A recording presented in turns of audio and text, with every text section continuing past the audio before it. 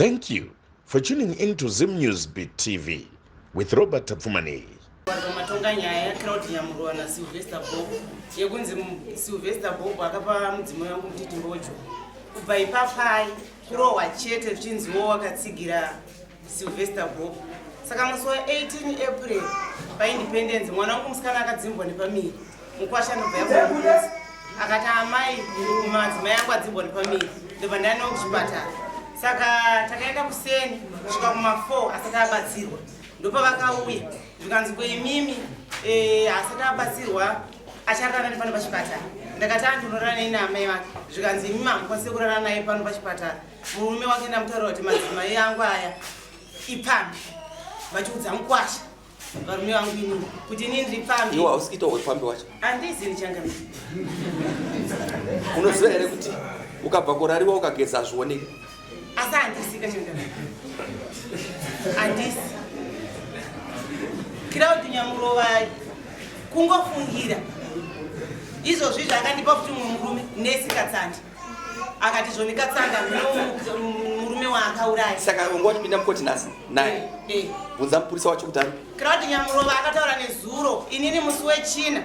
ezvino zvangadzi yangu iri muno yakandipa muzukuru wekufamba naye saka musi wechina ndaitsvaga network ndaida kufonera baba varukaroi kuti ndiva kuti ndipinda mudare saka ndine muzukuru wangu ndobva aona muzukuru wangu yeCrowd Nyamurova manheru mapast 8 to past 7 ndokunzi iwewo muzukuru uri kufambirei naambuya vako ambuya vako ipambi iwewo muzukuru iwewe uchandibira zvinhu zvangu naambuya vako makwanikwa muchifamba kumba kwangu naPrince Katutu muzukuru akati sekuru munobvunza zvakanaka ini naambuya vandandovaperekedza kumunamata dambudziko rako riri papi ini dambudziko ndotichangamira ini ndandichakurwa naCrowd achindipomera ufambi nandichada ndanzwa ndokurohwa ndine vana 4 vazukuru paukaroriwa kumesi kwanga ukadai mati paukaroriwa kumesi kwanga ukadai ndanga ndisina kudai kwachinja kufamba kwenguva zvokuramba varume hazvishandi zvokutaura izvo changamire ndanzwa nokurohwa papi vano mutindo kuti wakarohwa changamire mararamiro kuti nditaure chokwadi mararamiro angu naCrowd asi unoziva here achakwanisa pano pangu pacho panofanira kutukanhuidza ibvi unofana kufunga handichandani chishingirira amai vangu vakatukwa chitusi ora ichimira akatuka chitusi kuti kudi amai vangu vakanzipa mhata imimi changamire makatukwa makanzi amunhu chamakwanisa kunita naCrowd ndizvozvo akakutuka ichi mambo anotukwa zvinoitika izvozvo vabereki vangu oraiti kana achituka amai vangu inini kuti pamhata paamai vake hanzvadzi yangu iri muno yakatukwa vamagwaza vakatukwa saka ndiorarama unoya musi wa12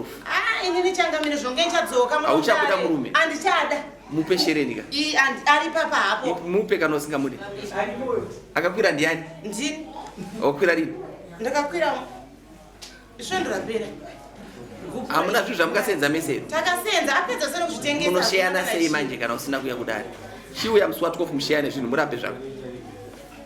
imsona inorapiwa inini kana achinga andona ndichifamba angarege kundituka aiwa iwe chirega ukumidza kuita chikomba padhuze panochigomira handichada zvevarume changamire handichada we